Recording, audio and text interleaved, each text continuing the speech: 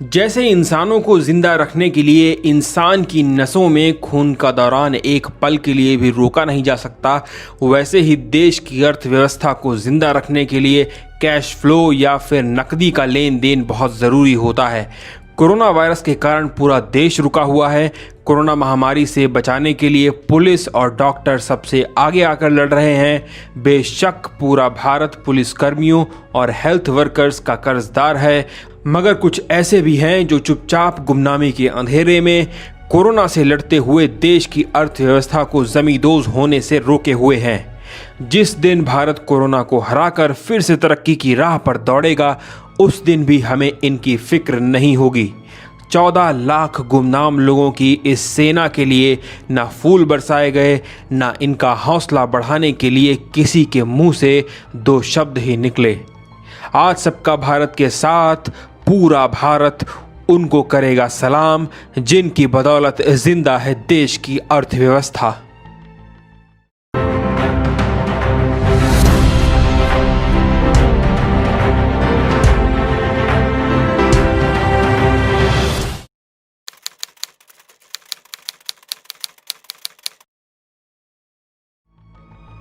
उपलब्ध आंकड़ों के अनुसार देश भर में लगभग 14 लाख बैंक कर्मचारी हैं।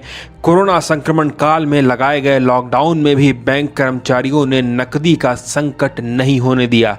बैंक कर्मी रोज बैंक में आकर लोगों को नकदी का भुगतान करते रहे।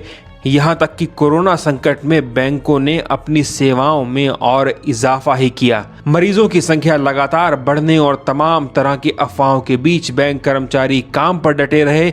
बैंक शाखाओं से भी लोगों को भुगतान मिला, एटीएम मशीनों से भी पैसे आते रहे और मोबाइल एटीएम वैन भी गली मोहल्लों में रुपया निकलवाने के लिए पहुंची। कहीं भी किसी को भी नकदी का संकट नहीं झेलना पड़ा।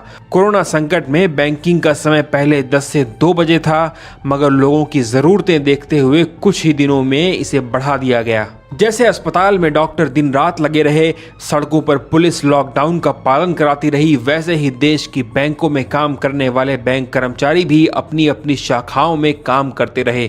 सरकार के पास, देश की मीडिया के पास हर बात का हिसाब है, मगर बहुत ढूंढने पर भी आपको नहीं पता चलेगा कोरोना काल में कितने बैंक कर्मचारियों ने आखिरी सांस ली।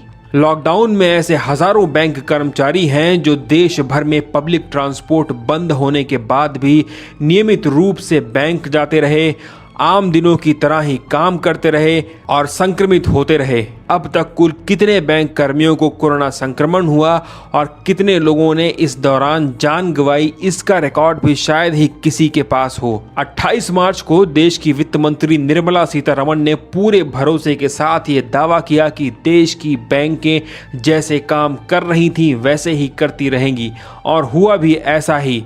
इसके बाद सरकार ने जनधन खातों में आर्थिक मदद भेजनी शुरू की, जिसके चलते बैंक शाखाओं में लॉकडाउन के बावजूद ज़बरदस्त भीड़ देखने को मिली।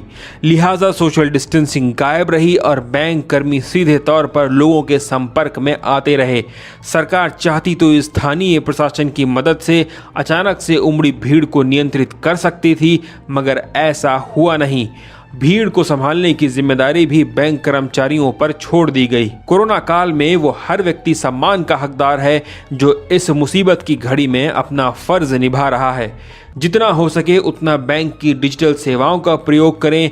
ऐसा करके आप बैंकों में काम करने वाले उन गुमनाम सिपाहियों की थोड़ी सी मदद कर सकते हैं जिनका नाम कहीं नहीं दिखता, मगर जिनके काम के बिना कोरोना महामारी से जंग